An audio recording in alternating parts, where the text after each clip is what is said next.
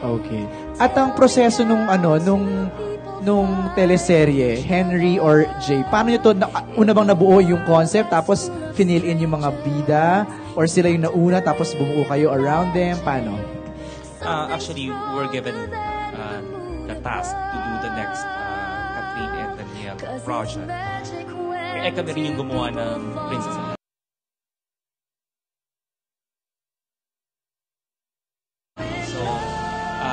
there's a conscious effort on our part to really differentiate it from Princess and So, yun, sila talaga ang hottest love team ng taon. At hindi lang na taon, baka ng dekada. Proud kami na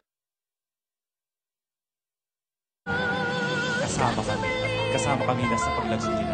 Pero meron ba itong pinagbasihan? Like, true to life? Or I don't know? Actually, wala. I think one of the writers. Jay?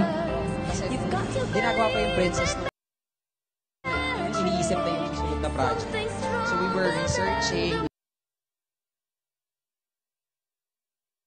We were looking at different concepts, ganyan. Tapos we came across an article na parang there is this kid who grew up with a bullet in his head.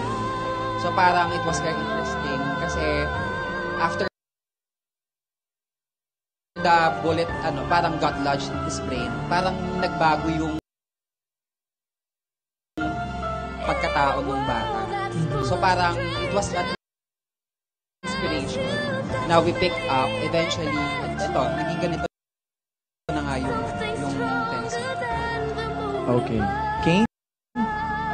Susunod magtatanong si Roldan Castro ng Bulgar. Kay Direk, nung bago mag-taping daw, sabi ni DJ, parang kinakabahan siya, Direk, feeling niya, terror kayo. Pero nung mag-taping na kayo, ang saya-saya daw, nag-enjoy siya. At parang gusto niya talagang mag-taping talaga. Anong comment niyo doon, Direk? Ano po? Anong comment niyo po tungkol doon? Na feeling niya, terror kayo, pero ang sayang palang maging director niya. Well, actually, he's not the first. Most of my actors really think I am, and I am. Terror po talaga. But hopefully in a good way, no? I only am like that for them. For the show, to bring out the best in them, i-mold. Kasi syempre teenagers to mga hawak ko ngayon eh. I have this responsibility, feeling mother, na sana, no? Hindi lang matutong umarte ang matutunan nila sa akin. Sana matutunan nila paano mabuhay, paano giyahan ng konti. I'm not their mother, but I'd like to be of help para mas maging tama yung landas na tatahakin ng dalawa. Ang lalim ko. Pero direct may nakikita kayong magic sa dalawa. Opo. Totoo, tama-tama yung title sa amin. Actually po, eto, bit of, chika. Booking na to, ha? Hindi. I always see them together. So sabi ko, lumayo nga kayo sa isa't isa. Maglayo kayo. Storycon pa lang pinaglayo ko na sila. Doon ka. Diyan ka. Kasi lagi silang para talagang wala. Parang they live in a bubble that there's just the two of them. And masaya naman. Maganda for their tandem, maganda for me, no, for us. Wag lang mag-aaway sana, no? Lagot sa akin ito. Okay, thank you, Direk. Kay Catherine, sabi kanina ng DJ, pag ang magic daw, pag nakakasama ka niya, nare-relax siya. Ikaw, ano ang magic pag nakakasama mo si DJ? Hello. Parang ganun din. Siguro kasi very comfortable na po ako with DJ.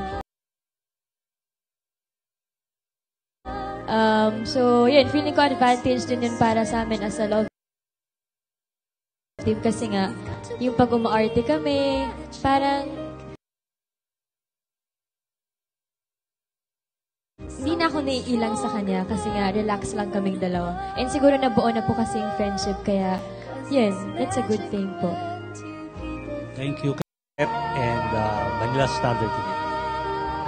For the whole cast, I'd like to ask, do you really believe in magic? And then, if you do, I would like to know if, in one point in your lives, do you experience that magical moment? And what is that? Rated.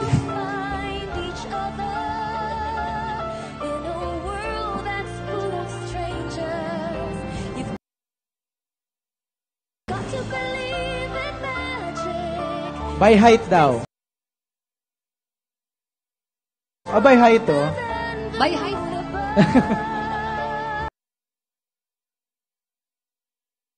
Okay. Ako, oo. I do believe in, magic.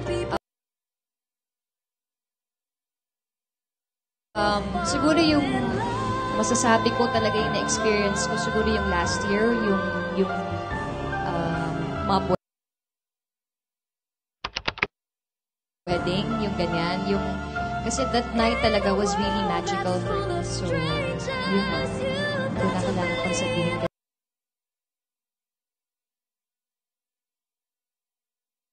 Kasi nandun naman sa mukha ko, nakikita naman nila kung ano talaga yung na-feel.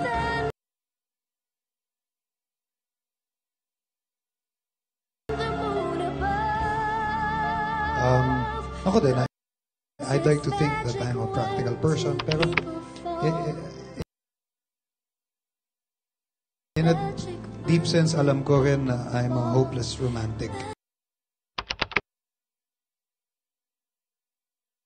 When it comes to the music that I like, for example, sa arts or sa craft, yung ganyan. So, siguro as an actor, as an artist, you have to be vulnerable, you have to be romantic, you have to believe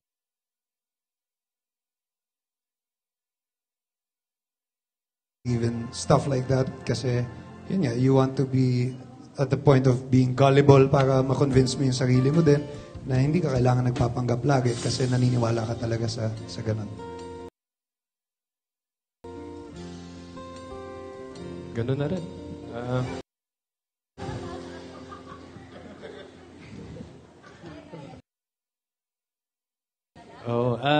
Yeah, ako naman mula bata pa naman naniniwala dahil yung pinagdaanan ko nung bata ako, yung mga pangarap ko. And pag natupad yun, ang pakiramdam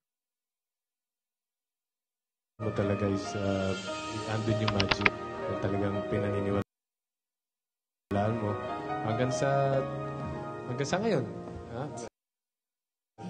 Yung magic, andun pa rin. Nagkaroon ako ng mga anak na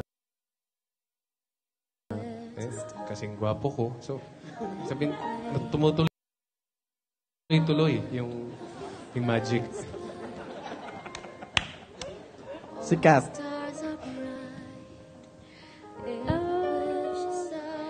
Siguro, naniniwala din po ako, especially sa magic of love. Yung sinasabi nila ganun, na parang basta hindi ka magugulat ka na lang or it can change everything kasi nga parang magic na lang talaga. So, tingnan natin. Baka ma-experience ko naman yung magic of love na yan. Hindi ko pa masagot kasi. Ako naman ho yung magic siguro yung nangyayari ho ngayon sa akin. Yan yung lahat ho ng bagay ho hindi lang ho sa love life kundi sa family, sa mga supporters ho. At sa lahat ho na nagmamahal sa akin.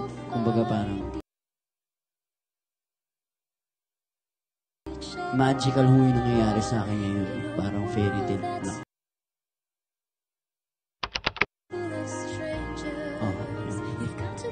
Okay. May isa pa dito, MJ, bago dyan. Ito muna, si kasamang June Nardo muna magtatanong.